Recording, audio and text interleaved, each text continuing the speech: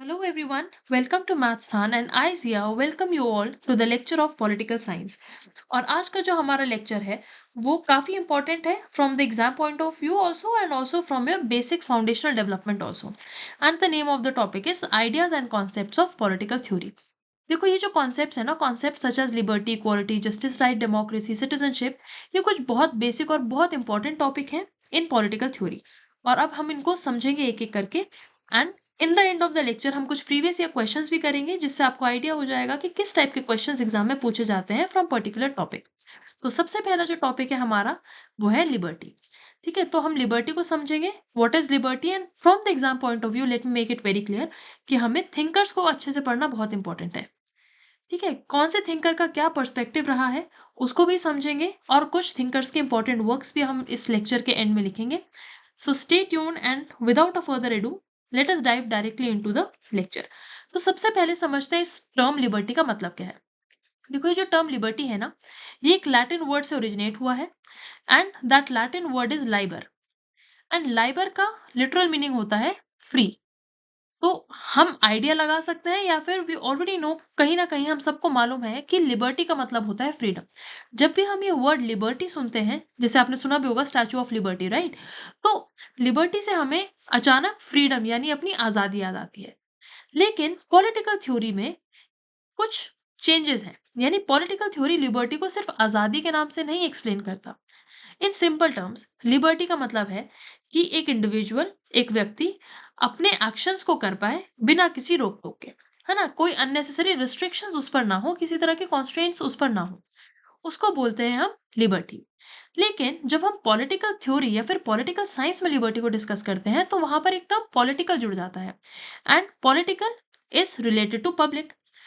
तो political science में liberty का मतलब है कि आपके ऊपर अननेसेसरी रिस्ट्रेंट्स या अननेसेसरी रोक टोक नहीं होगी, लेकिन कुछ रीजनेबल रिस्ट्रिक्शन जरूर लगाए जा सकते हैं। यानी कि अगर किसी इंडिविजुअल के एक्शन से किसी दूसरे को नुकसान हो रहा है तो वहां पर लॉ इंटरफेयर कर सकता है या फिर स्टेट इंटरफेयर कर सकती है। फॉर एग्जाम्पल, अगर लिबर्टी को हम इस तरह कंसिडर करें कि किसी भी इंसान को फुल आजादी है, जो वो चाहे कर सकता है, तो क्या ऐसे केसेस में heinous crimes, for example robbery और you can say murder, will that be justified? नहीं, है ना? तो लिबर्टी को हम कंप्लीट आजादी नहीं कह सकते, specially in terms of political theory.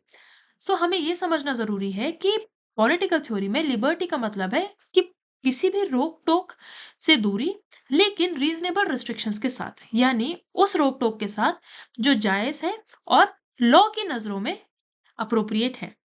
ठीक है, तो उसको हम लिबर्टी कहते हैं। अब एक बहुत फेमस थिंकर है जो लिबर्टी के साथ एसोसिएटेड है, जिनका नाम है जॉन स्टुअर्ट मिल। ठीक है, इनको हम लोग जेएस मिल भी कहते हैं। इन्होंने लिबर्टी की जो डेफिनेशन दी है वो ये कि liberty is the freedom to act as one wishes so long as it does not harms other. यानी कि लिबर्टी या फिर लिबर्टी जो है वो फ्रीडम है जिससे कि एक इंसान जो चाहे वो कर सकता है अनटिल एंड अनलेस वो किसी को नुकसान नहीं पहुंचा रहा। और जेएस मिल का एक बहुत इंपॉर्टेंट कॉन्सेप्ट है जिसे हम कहते हैं द हार्म प्रिंसिपल। ये आपके एग्जाम पॉइंट ऑफ व्यू से भी काफी इंपॉर्टेंट प्रिंसिपल है।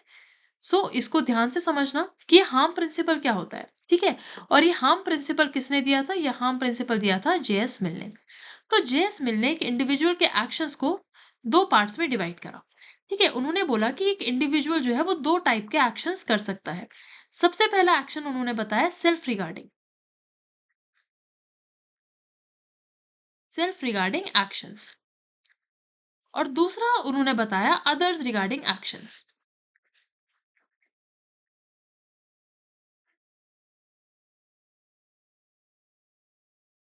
तो जेएस मिल के अकॉर्डिंग सेल्फ रिगार्डिंग एक्शंस वो एक्शंस हैं जो सिर्फ उस इंडिविजुअल तक सीमित है।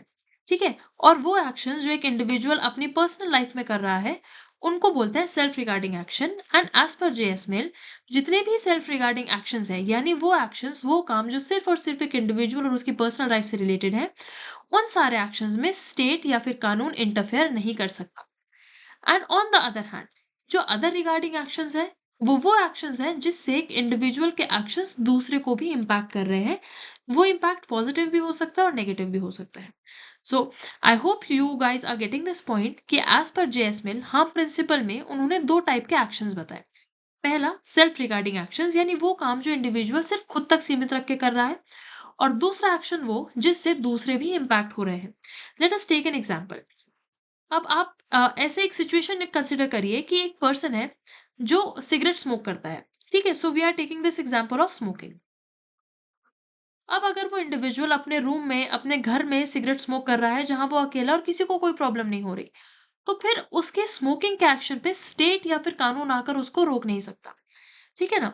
कि वो अगर सिगरेट स्मोक कर रहा है तो वो अपने रिस्क पर कर रहा है, वो अपने रूम में कर रहा है ना? उससे किसी को नुकसान नहीं हो रहा। But on the other hand, अगर वही सेम इंसान किसी हॉस्पिटल के जनरल वार्ड में जाकर सिगरेट स्मोक करने लगे, तो हो सकता है उससे कई सारे पेशेंट्स को प्रॉब्लम हो, राइट? तो ऐसे केस में क्या होगा? क्या हम ये बोलेंगे कि अगर हमने उस इंसान को स्मोकिंग करने से रोक दिया तो हमने उसकी लिबर्टी या फ्रीडम छीन लिया? नहीं, ऐसा नहीं होता, राइट? क्योंकि हम जब पॉलिटिकल साइंस में लिबर्टी पढ़ते हैं, तो वहाँ पर हम रीज़नेबल रिस्ट्रिक्शंस पढ़ते हैं। तो ऐसे एक्शंस, और इसी को जेएस मिल ने डिस्क्राइब करा था अदर रिगार्डिंग एक्शन। यानी एक इंसान का जो एक एक्शन है, अगर वो किसी दूसरे को नुकसान कर रहा है, अगर किसी दूसरे को हार्म हो रहा है उसके एक्शन से, तो ऐसे केस में लॉ या फिर सरकार या फिर स्टेट इंटरफेयर कर सकती है और उस इंडिविजुअल का ये जो फ्रीडम है ना सिगरेट स्मोक करने का, इसको कहीं न कहीं रिस्ट्रिक्ट कर सकती है। ठीक है? तो ये हार्म प्रिंसिपल क्या है कि एक इंडिविजुअल के पास पूरी लिबर्टी है, जो वो चाहे कर सकता है, लेकिन सिर्फ तब तक जब तक वो किसी दूसरे को नुकसान ना पहुंचाए। Am I clear? So I hope कि अभी तक आपको इस टर्म लिबर्टी का मतलब समझ में आया होगा, और ये भी समझ में आया होगा कि हार्म प्रिंसिपल क्या है। ठीक है, so let us move on. अब देखो, हमें पढ़ना है टाइप्स ऑफ लिबर्टी। लिबर्टी कितने टाइप की होती है, या फिर इसको हम डायमेंशंस ऑफ लिबर्टी भी कहते हैं। इसको हम डायमेंशंस भी कहते हैं। देखो, सबसे पहले आती है नेचुरल लिबर्टी, यानी प्राकृतिक लिबर्टी, है ना? Freedom that exist in the state of nature, यानी जब हम एक जो इंडिविजुअल है, जब वो पैदा हुआ तो वो फ्री था, वो कुछ भी कर सकता है ना? उसको प्रकृति ने ये अधिकार दिया है कि जो वो चाहे वो कर सकता है, उस पर किसी की रोक टोक नहीं होगी, है ना? जैसे यहाँ लिखा है नो लॉज और रिस्ट्रिक्शंस, यानी किसी भी तरह की कोई रोक टोक नहीं, जो इंसान चाहे वो कर सकता है। ठीक। अच्छा, उसके बाद, अच्छा, और ये जो नेचुरल लिबर्टी है, इसके कुछ इंपॉर्टेंट थिंकर्स जैसे जे रूसो, आप याद रखेंगे कि जे रूसो नेचुरल लिबर्टी को प्रमोट करते थे और इस पे बिलीव करते थे, और उनका कहना ये है कि हर इंसान टोटली फ्री होता है और वो प्राकृतिक तौर पर हर एक इंडिविजुअल अपनी आज़ादी लेकर के आया है, तो जो वो चाहे वो कर सकता है। जो सेकंड टाइप होता है या सेकंड डायमेंशन होती है, वो होती है सिविल लिबर्टी। ठीक है? अब इस लिबर्टी का मतलब होता है कि कानून के अंतर्गत एक इंडिविजुअल के पास कितना लिबर्टी या कितना फ्रीडम है, उसको बोला जाता है सिविल लिबर्टी। ठीक है? अब एक इंडिविजुअल, फॉर एग्जांपल एक गवर्नमेंट है, ठीक है? गवर्नमेंट ने या किसी भी सरकार ने अपने नागरिकों को बहुत सारे तरह के फ्रीडम्स दिए हैं, या फंडामेंटल राइट्स आप कह सकते हैं, वो दिए हैं। तो अब हर इंडिविजुअल के पास कुछ ना कुछ राइट्स आ गए। ठीक है? वो चाहे तो वो इलेक्शंस में पार्टिसिपेट करे या ना करे, वो उनकी मर्जी है ना? वो चाहे तो गवर्नमेंट को, क्योंकि हम एक डेमोक्रेसी है या कोई भी और टाइप की गवर्नमेंट है, तो चाहे वो इंडिविजुअल गवर्नमेंट को क्रिटिसाइज करे या अप्रिशिएट करे, वो कर सकता है ना? तो सिविल लिबर्टी का मतलब होता है freedom enjoyed by individual under the rule of law, यानी कानून के अंतर्गत मिलने वाली स्वतंत्रता को सिविल लिबर्टी कहा जाता है। और इसमें कौन सी लिबर्टीज आती है, जैसे कि freedom of speech, freedom of movement and freedom of religion, यानी कि आप अपने देश के अंदर कहीं भी ट्रैवल कर सकते हो, कहीं भी सेटल हो सकते हो, आपके पास फ्रीडम ऑफ स्पीच है, अब आप अपने ओपिनियंस को एक्सप्रेस कर सकते हो। एंड देन जो नेक्स्ट एग्जांपल है वो फ्रीडम ऑफ रिलीजन है, कि आप जिस भी धर्म को फॉलो करना चाहें आप उसे कर सकते हो। तो ये तो हो गई सिविल लिबर्टी। अच्छा, सिविल वर्ड से ही आपको समझ में आ जाना चाहिए कि this is the liberty that is related to the citizens of a country, and citizens को रूल कौन करता है? The government, right? तो civil liberty means it is the freedom enjoyed by individual under the rule of law. This is the second. And now the third dimension of liberty is the political liberty. Political liberty मतलब हर individual के पास अपने देश की politics में participate करने का हक होना चाहिए। एक पर्सन के पास लिबर्टी होनी चाहिए कि वो वोट करे, वो इलेक्शंस में खड़ा हो सके, वो गवर्नमेंट को क्रिटिसाइज कर सके। बेसिकली जो हमने सिविल लिबर्टी में पढ़ा, उसका ही एक पॉलिटिकल एस्पेक्ट आप लगा लो कि वो होगा आपका पॉलिटिकल लिबर्टी। ठीक है ना? अच्छा, अब as an individual, as a citizen, आपको जितने भी हक मिल रहे हैं गवर्नमेंट के अंदर, that will be considered as your civil liberty, and जो भी आप पॉलिटिकल लाइफ में इंक्लूड होने के लिए जो आपके पास राइट्स हैं, वो होगा आपका political liberty, right?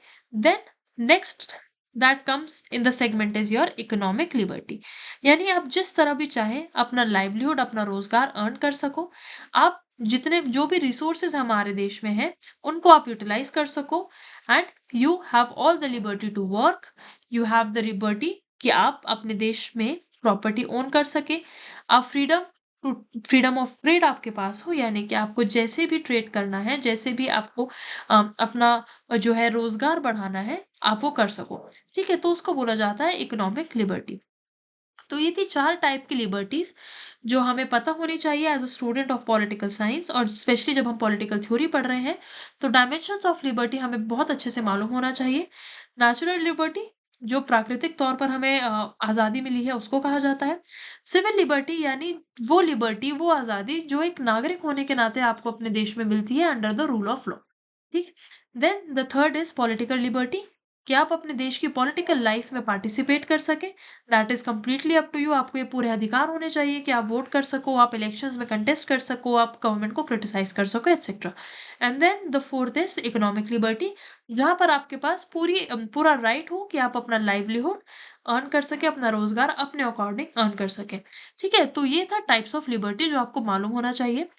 Next, very, very important concept is the concept of negative and positive liberty. Now, this concept is very important. So, you can double star mark it. ठीक है, ये कॉन्सेप्ट बहुत बहुत important है और अक्सर exam में पूछा गया है। तो समझ लेते हैं कि नेगेटिव और पॉजिटिव कॉन्सेप्ट ऑफ लिबर्टी क्या है। देखो, सबसे पहले तो मैं आपको ये चीज क्लियर कर दूं कि ये जो कॉन्सेप्ट था, कॉन्सेप्ट ऑफ पॉजिटिव लिबर्टी क्या होता है अभी समझाऊंगी, but just you should know कि जेएस मिल ने जिनका हार्म प्रिंसिपल अभी हमने पढ़ा, जेएस मिल ने इस पॉजिटिव लिबर्टी का कॉन्सेप्ट दिया था। और फिर ये जो नेगेटिव और पॉजिटिव का ये जो कॉन्सेप्ट आया ना, नेगेटिव और पॉजिटिव लिबर्टी, ये कॉन्सेप्ट लिखा था या दिया था इसाया बर्लिन ने। इन्होंने लिबर्टी को प्रॉपरली पॉजिटिव और नेगेटिव लिबर्टी में डिवाइड किया था। ठीक है, एंड इन का जो नाम है वो बहुत इंपॉर्टेंट हो जाता है आपके लिए। ठीक है ना, तो आपको मालूम होना चाहिए कि जो पॉजिटिव और नेगेटिव लिबर्टी का ये जो कॉन्सेप्ट है, ये इसाया बर्लिन ने अपने वर्क में दिया था। ठीक है, तो लेट अस अंडरस्टैंड दिस। अच्छा, एंड वन मोर थिंग, ये जो नेगेटिव और पॉजिटिव लिबर्टी का कॉन्सेप्ट था ना, ये इनका वर्क था एक जिसका नाम था two concepts of liberty. Two concepts of liberty, 1958। तो 1958 in his book of two concepts of liberty में इन्होंने नेगेटिव और पॉजिटिव कॉन्सेप्ट ऑफ लिबर्टी को जो है एक इंट्रोडक्शन दिया था, या फिर आप कह सकते हो कि पहली बार एक नेगेटिव और पॉजिटिव डिवीजन ऑफ लिबर्टी को लेकर के आए थे इसाया बर्लिन। ठीक है, अब समझ लेते हैं कि होता क्या है ये नेगेटिव और पॉजिटिव लिबर्टी। देखो, जो नेगेटिव लिबर्टी होता है ना, वो ये कहता है कि भाई किसी भी तरह की एक्सटर्नल रिस्ट्रिक्शंस हमारे ऊपर ना हो। ठीक है, तो it is basically freedom from interference, कि किसी भी तरह का हस्तक्षेप हमारे ऊपर ना हो, एंड स्पेशली ये जो है ना आपकी सरकार या गवर्नमेंट के अगेंस्ट होता है, यानी कानून जो है वो इंटरफेयर ना करे, जो हमें करना है as an individual, as a citizen हम कर सके, उसको बोला जाता है नेगेटिव लिबर्टी। ठीक है, और इसको हम डिफाइन करते हैं, ये कोड करते हैं freedom from, freedom from government restrictions. ठीक है, फ्रीडम फ्रॉम आप ये कह सकते हो unnecessary, may be what do we call as, जो भी मतलब गवर्नमेंट के जितने भी आप कह सकते हो रिस्ट्रिक्शंस होते हैं ना एक इंडिविजुअल के ऊपर, कि आप ये नहीं कर सकते, वो नहीं कर सकते, वो सब नहीं होना चाहिए एज पर नेगेटिव लिबर्टी। यानी कि नेगेटिव लिबर्टी के जितने भी थिंकर्स हैं, वो बोलते हैं कि स्टेट का जो रोल है ना, जो सरकार का रोल है, वो एकदम मिनिमम होना चाहिए एक इंडिविजुअल की लाइफ में। सरकार इंटरफेयर ना करे, जो एक इंडिविजुअल को करना है वो कर सके। ठीक है, तो that is freedom from restrictions, यानी कि जो सरकार है या फिर जो स्टेट है वो अननेसेसरी रिस्ट्रिक्शंस ना लगाए। और इसको सपोर्ट करा था इसाया बर्लिन ने। ठीक है, और इसाया बर्लिन ने ही टू कॉन्सेप्ट्स ऑफ लिबर्टी में ये नेगेटिव और पॉजिटिव कॉन्सेप्ट ऑफ लिबर्टी दिया था हमें। अच्छा, next let us come to positive liberty. अब पॉजिटिव लिबर्टी का मतलब क्या है? फ्रीडम टू, ये डिफाइन करता है फ्रीडम को। अब देखो, आप इसको ऐसे समझो कि हमने नेगेटिव लिबर्टी में बोला कि स्टेट इंटरफेयर नहीं कर सकता, लेकिन पॉजिटिव लिबर्टी ये कहता है कि स्टेट को रिस्पॉन्सिबल होना चाहिए ताकि एक इंडिविजुअल डेवलप कर सके अपने आप को और फिर जो वो चीज करना चाहे वो कर सके। फॉर एग्जाम्पल, अगर एक पुअर पर्सन है, ठीक है, एक गरीब इंसान है, आप उसको ये तो नहीं कह सकते ना कि स्टेट ने तो आपको आजादी दे रखी है, जाओ आप पढ़ो। Now that person knows that he is poor and he cannot afford education, वो एजुकेशन को अफोर्ड नहीं कर सकता, तो वहां पर कहीं ना कहीं गवर्नमेंट को आगे आना होगा। ठीक है, तो यही चीज पॉजिटिव लिबर्टी कहता है कि लिबर्टी का काम सिर्फ आजादी नहीं है, बल्कि एक इंडिविजुअल के पास इतनी अपॉर्चुनिटीज होनी चाहिए कि वो अपने आप को डेवलप कर सके, अपने आप को नॉलेज नॉलेज दे सके। जैसे कि हमने एजुकेशन वाला एक एग्जांपल लिया है ना, तो अगर गवर्नमेंट जो है वो बहुत सारी स्कीम्स चलाती है, राइट, तो अगर गवर्नमेंट के सपोर्ट से वो इंसान वो चीज कर पा रहा है जो वो करना चाहता है, तो उसको बोला जाता है पॉजिटिव लिबर्टी। और पॉजिटिव लिबर्टी को सपोर्ट करने वाले जो थिंकर थे वो थे टीएच ग्रीन। ठीक है, इन्होंने पॉजिटिव लिबर्टी को काफी ज्यादा सपोर्ट किया था और उन्होंने ये कहा था कि जब सबके पास इक्वल अपॉर्चुनिटीज होंगी, कैपेसिटीज होंगी, तभी तो एक इंडिविजुअल ग्रो कर पाएगा। इसलिए हम उसको बोलते हैं freedom to. For example, if a person wants to join an online और just say if a person wants to join a dance class, ठीक है, एक इंडिविजुअल को डांस क्लास में जाना है, लेकिन उसके पास उतने रिसोर्सेज नहीं है ना, उसके पूरे लोकेलिटी में कोई भी एक डांस क्लास नहीं है या फिर कोई भी एक स्कूल नहीं है कि जहाँ से वो जाकर के अपने इस चीज़ को पूरा कर सके। तो वहाँ पर थिंकर्स कहते हैं, थिंकर्स लाइक टीएच ग्रीन, वो ये कहते हैं कि फिर वहाँ पर गवर्नमेंट का इंटरफेरेंस इंपॉर्टेंट है और गवर्नमेंट को ये चीज़ ध्यान रखनी चाहिए कि हम ऐसी अपॉर्चुनिटीज़ लेकर के आए, लोगों में ऐसी कैपेबिलिटीज़ बिल्ड करें जिससे कि जो वो चाहते हैं वो कर सकें। Right, are you getting my point? तो नेगेटिव लिबर्टी कहता है कि फ्रीडम फ्रॉम, यानी freedom from unnecessary restrictions from state, कि सरकार जबरदस्ती का इंटरफेरेंस ना करे, जो हमें करना है हम वो चीज कर सके।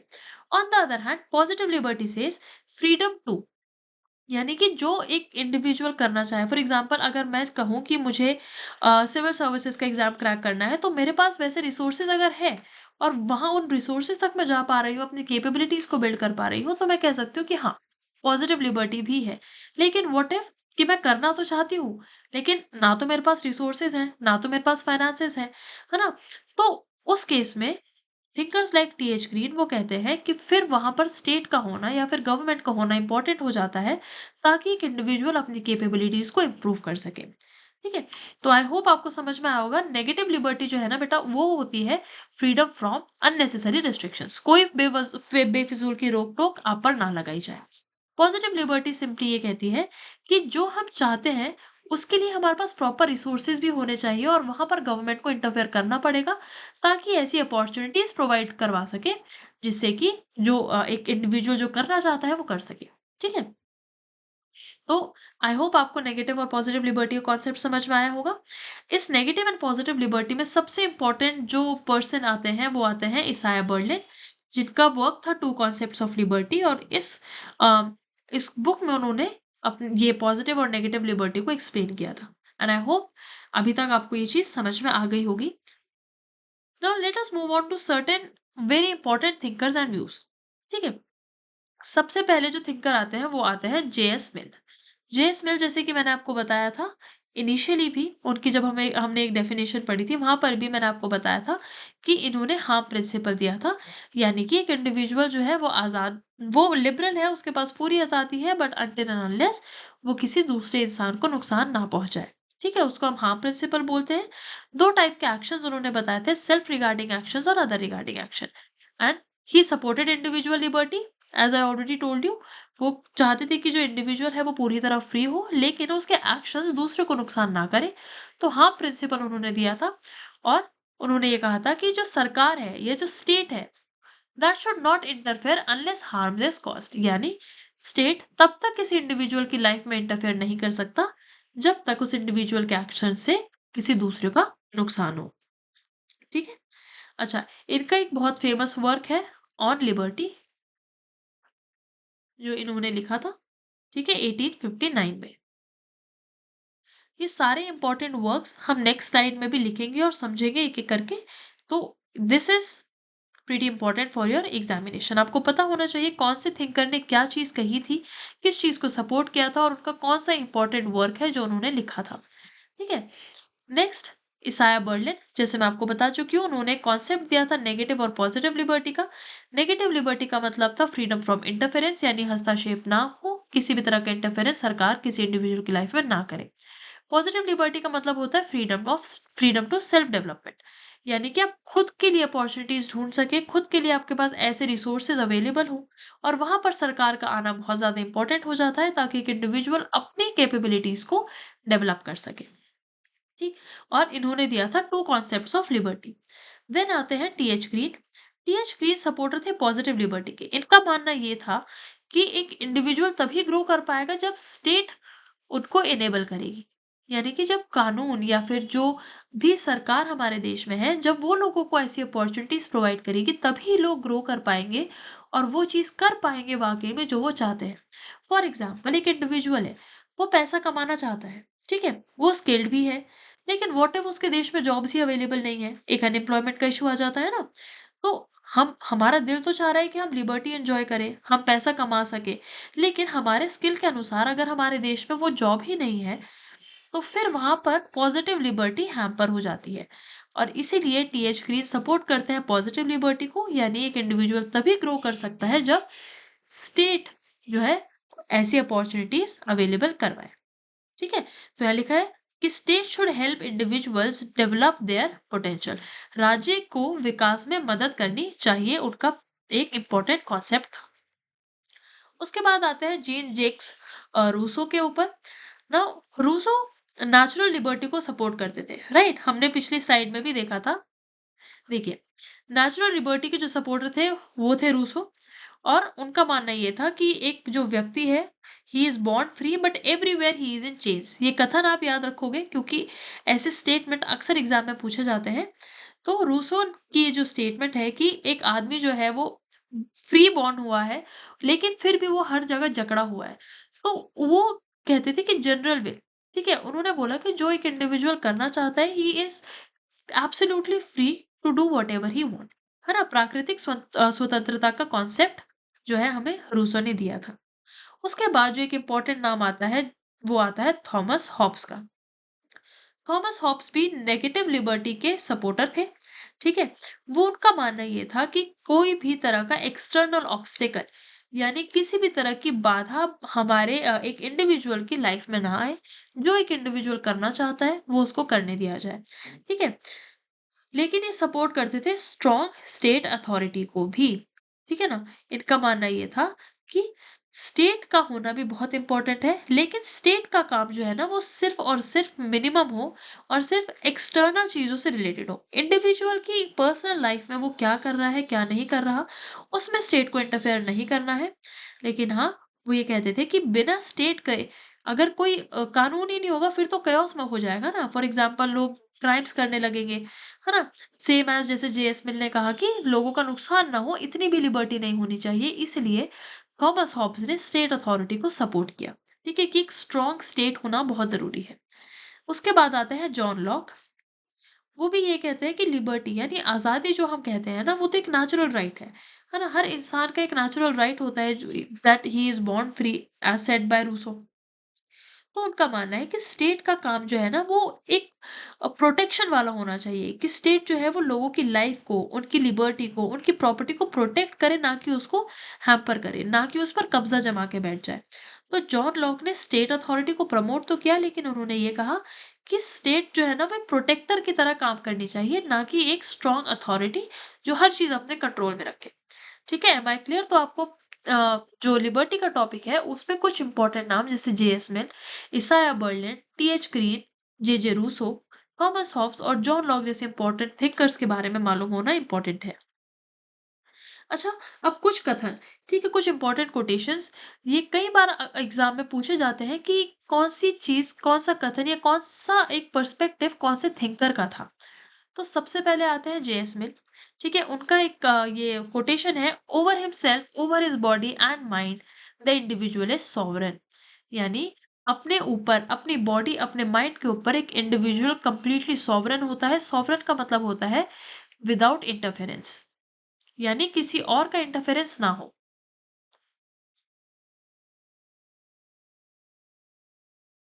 जैसे हम कहते हैं ना, India is a sovereign country. Sovereign मतलब इंडिया अपने देश के लिए फैसले खुद से ले सकता है, किसी बाहर के देश को कोई जरूरत नहीं है इंटरफेरेंस की।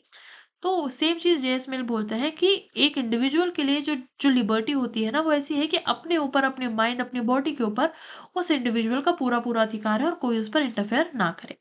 सिमिलरली जे रूसो की टर्म, जैसे man is born free but everywhere he is in chains, तो ये भी सेम चीज डिपेक्ट करती है।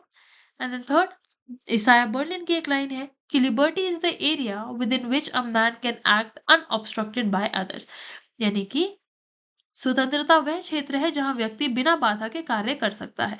ठीक है, तो ये कुछ इंपॉर्टेंट कथन है जो अक्सर एग्जाम में आ सकते हैं और पूछे भी गए हैं कई बार। ठीक है। सिमिलरली हैरल्ड लास्की कहते हैं कि liberty is the eager maintenance of that atmosphere in which men have the opportunity to be their best selves. ठीक, तो ये भी कहीं ना कहीं एक पॉजिटिव कॉनोटेशन आ गया कि ऐसा एनवायरनमेंट मिलना, ऐसा एटमॉस्फेयर मिलना जहां पर एक इंडिविजुअल अपने आप को ग्रो कर सके, अपने लिए बेस्ट कर सके, है ना। स्वतंत्रता वह वातावरण है जिसमें व्यक्ति अपने सर्वोत्तम रूप में विकसित हो सकता है। तो ये कॉन्सेप्ट क्या है? ये कॉन्सेप्ट है पॉजिटिव लिबर्टी का। ठीक है। तो अब आई एम होपिंग कि अभी तक आपको लिबर्टी का मतलब समझ में आया होगा कि ये जो वर्ड है ये कहाँ से ओरिजिनेट हुआ, इसका क्या मतलब है। पॉलिटिकल साइंस में या फिर पॉलिटिकल थ्योरी में हम लिबर्टी को किस तरह समझते हैं, है ना।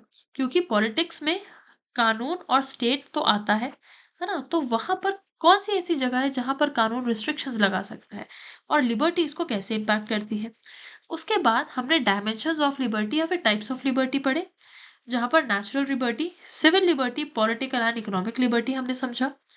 Then comes negative and positive liberty का कॉन्सेप्ट। ये कॉन्सेप्ट बहुत ज़्यादा इंपॉर्टेंट है। आप from every point of view आपको बेसिक्स भी इसका पता होना चाहिए। Same for the exam point of view भी ये काफ़ी इंपॉर्टेंट हो जाता है। नेगेटिव एंड पॉजिटिव लिबर्टी का कॉन्सेप्ट दिया था इसाया बर्लिन ने in his work to concepts of liberty. ठीक है। फिर important thinkers and their views, कौन सा थिंकर पॉजिटिव लिबर्टी को सपोर्ट कर रहा है, कौन सा थिंकर जनरल विल को सपोर्ट कर रहा है, ये चीजें भी हमें मालूम होना इंपॉर्टेंट है। ठीक है। और कुछ इंपॉर्टेंट कोटेशंस। अब कुछ प्रीवियस ईयर क्वेश्चंस देख लेते हैं। सबसे पहला, who gave the concept of negative liberty. देखो हमने पढ़ा कि टीएच ग्रीन ने तो पॉजिटिव लिबर्टी को सपोर्ट किया था, राइट। देन जे रूसो ने नेचुरल लिबर्टी को सपोर्ट किया था। देन जॉन लॉक, ठीक है, जॉन लॉक ने भी क्या करा था, कहीं ना कहीं नेचुरल लिबर्टी को प्रमोट किया था। मैं क्लियर। तो हमें ये पता है कि इसाया बर्लिन ने ये कॉन्सेप्ट दिया था नेगेटिव और पॉजिटिव लिबर्टी का। तो हमारा आंसर क्या होगा? और answer will be Isaiah Berlin.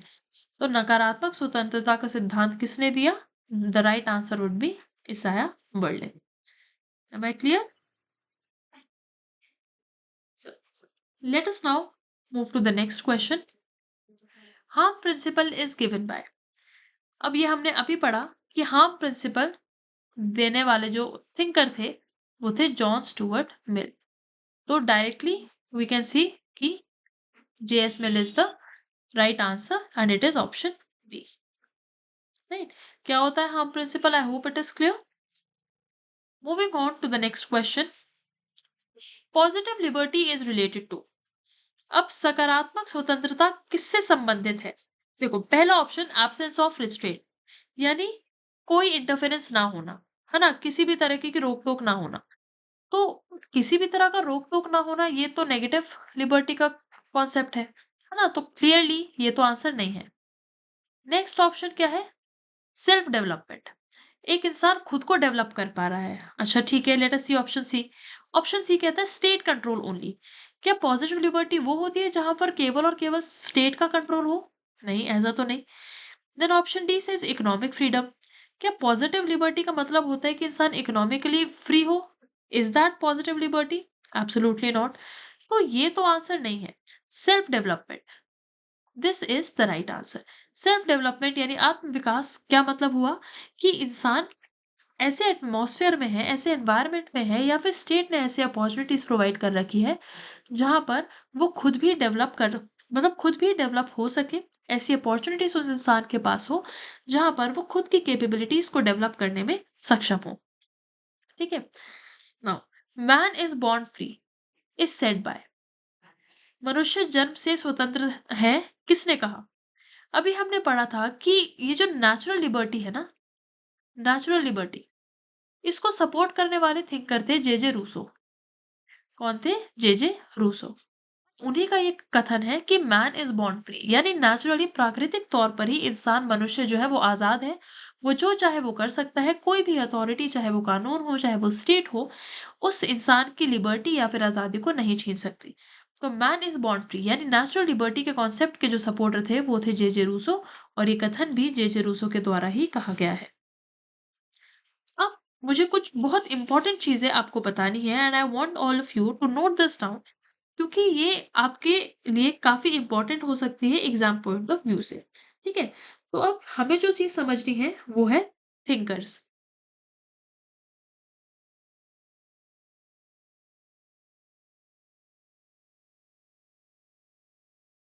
जो थिंकर्स और उनका वर्क यानी जो काम उन्होंने लिखा है, जो किताब उन्होंने लिखी है उसको समझेंगे। सबसे पहले जो थिंकर है वो है F.A. हयात। ठीक है। अच्छा, अब ये नेगेटिव लिबर्टी को सपोर्ट करते थे। He was a strong advocate of negative liberty. ठीक है। इनकी जो किताब का नाम है वो है कॉन्स्टिट्यूशन ऑफ लिबर्टी। तो नेक्स्ट पॉइंट हो गया कॉन्स्टिट्यूशन ऑफ लिबर्टी। ये इनकी किताब का नाम है जो इन्होंने लिखा है, और एक और किताब इन्होंने जो लिखी है वो है द रोड टू सर्फडम।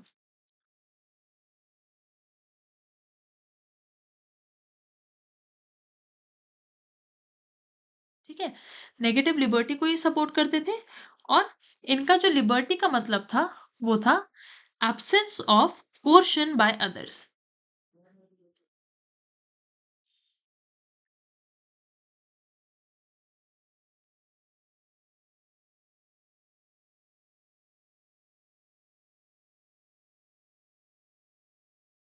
यानी कि किसी की भी लाइफ में कोई दूसरा इंसान जोर जबरदस्ती ना कर सके।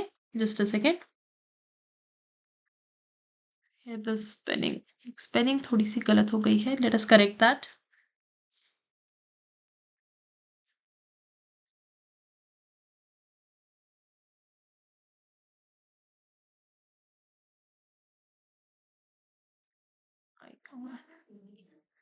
यानी कि किसी भी इंडिविजुअल पर कोई भी दूसरा इंसान जोर जबरदस्ती ना कर सके, वो सपोर्ट करते थे नेगेटिव लिबर्टी को। किसकी बात हो रही है यहाँ पे? F.A. हयाक। इनका जो इंपॉर्टेंट काम था वो था जो his work, basically I should write here the term work, constitution of liberty and road to serfdom. अब अगर आपके पास कोई क्वेश्चन आ जाए कि इनमें से कौन से थिंकर नेगेटिव लिबर्टी को सपोर्ट करते थे और उनमें से एक नाम आपको F.A. हयात दिख रहा है, तो आपको मालूम होना चाहिए कि he was the supporter of negative liberty. उसके बाद आते हैं J.S. मिल। वेरी इंपॉर्टेंट, हम इनके बारे में पढ़ भी चुके हैं अभी। ठीक है। इनका जो बुक थी, जो इनका वर्क था वो था ऑन लिबर्टी। ठीक है। ऑन लिबर्टी इन्होंने लिखा था, इन्होंने हार्म प्रिंसिपल दिया था, अभी हमने पढ़ चुके हैं हम इसके बारे में। He gave us the harm principal. ठीक है। और इनके लिए लिबर्टी का मतलब है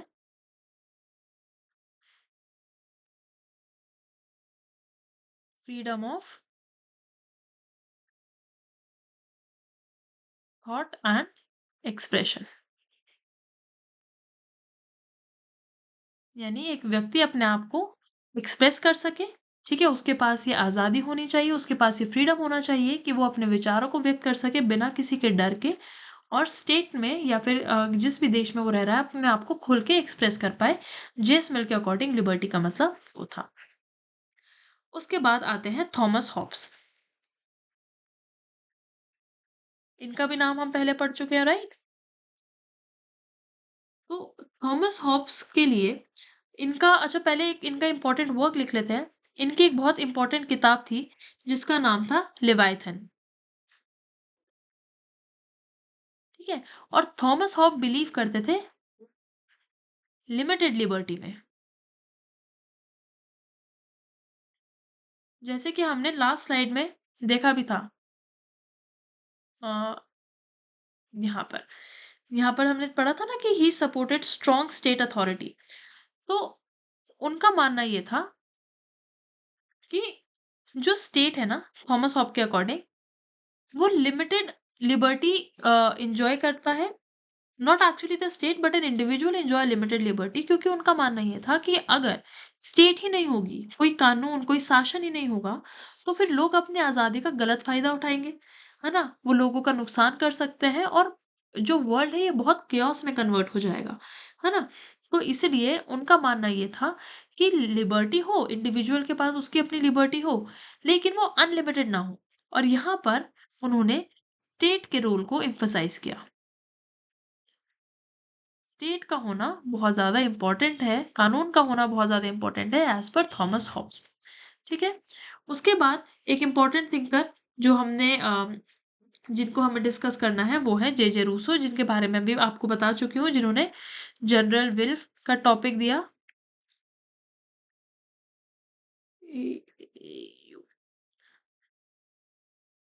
I think spelling is a bit, just हम स्पेलिंग को करेक्ट कर लेंगे।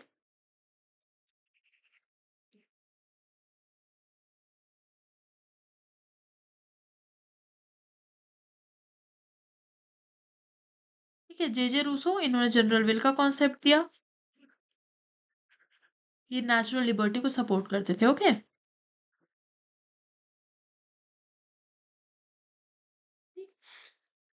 तो ये कुछ इंपॉर्टेंट थिंकर्स और उनके वर्क्स हैं, जैसे थॉमस हॉब्स की लेवाइथन, जे.एस. मिल की ऑन लिबर्टी, इसाया बर्लिन की टू कॉन्सेप्ट्स ऑफ लिबर्टी हम पहले पढ़ चुके हैं, एफ.ए. हया की constitution of liberty and the road to serfdom, ठीक है?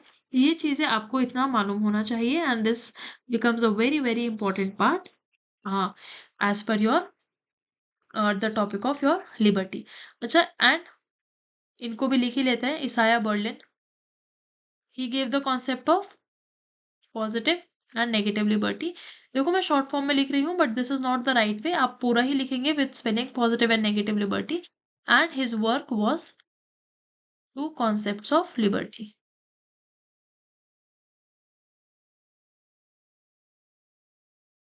which he gave in 1958. So this is all about your topic of liberty, जो हमें एग्जाम पॉइंट ऑफ व्यू से पता होना जरूरी है, ठीक है?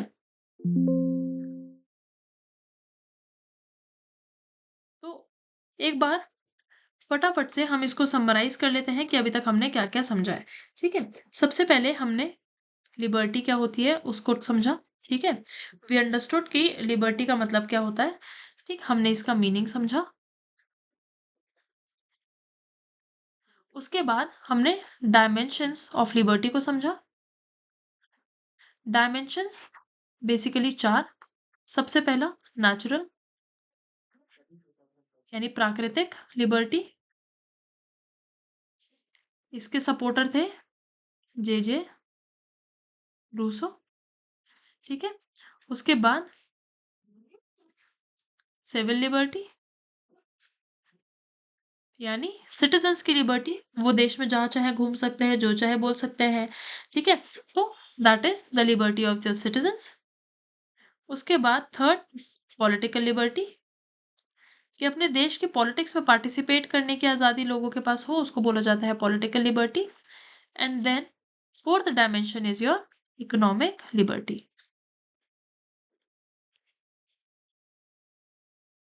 ठीक है? यानी लोगों के पास आज़ादी हो अपना रोजगार चुनने की, ठीक? आफ्टर दैट हमने पॉजिटिव एंड नेगेटिव कॉन्सेप्ट को समझा।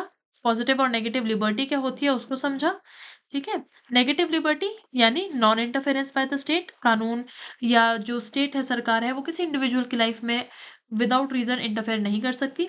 पॉजिटिव लिबर्टी का मतलब होता है कि एक इंडिविजुअल के पास आज़ादी होनी चाहिए कि जो वो चाहता है इन टर्म्स ऑफ डेवलपमेंट वो कर सके, है ना? सेल्फ डेवलपमेंट वो कर सके, उसको बोलते हैं पॉजिटिव लिबर्टी। यहाँ पर वो कहते हैं कि स्टेट इंटरफेरेंस ज़ीरो होना चाहिए, और यहाँ पर वो कहते हैं कि स्टेट का इंटरफेरेंस होना बहुत-बहुत इम्पोर्टेंट है, यानी कि अगर लोगों को ग्रो करना है, उन्हें डेवलप करना है, तो स्टेट का इंटरफेरेंस इज़ वेरी इम्पोर्टेंट, ठीक है? ये कॉन्सेप्ट दिया था इसाया बर्लिन ने। So this name is again very important. उसके बाद हमने जेएस मिल के हार्म प्रिंसिपल को भी समझा था। क्या होता है हार्म प्रिंसिपल? हार्म प्रिंसिपल का मतलब होता है कि एक इंडिविजुअल के एक्शंस में स्टेट इंटरफेयर नहीं कर सकती तब तक जब तक इंडिविजुअल जो है अपने एक्शन से किसी दूसरे को नुकसान ना करे। ठीक है? तो that is what is called the harm principle. Am I clear? तो this is certain important points जो हमें लिबर्टी के टॉपिक से पता होने चाहिए, एंड देन नेनदलेस थिंकर्स। ठीक है? कौन से इंपॉर्टेंट थिंकर्स हैं, जैसे टीएच ग्रीन, जे रूसो, थॉमस हॉब्स, जेएस मिल, राइट? तो ये सभी थिंकर्स लिबर्टी से एसोसिएटेड है, ये आपको मालूम होना चाहिए। I hope the lecture is clear to you all by now, and I wish you all the best, and will meet in the next lecture जहां पर हम टॉपिक ऑफ इक्वालिटी को डिस्कस करेंगे next. So thank you everyone, and all the best for your exam preparation.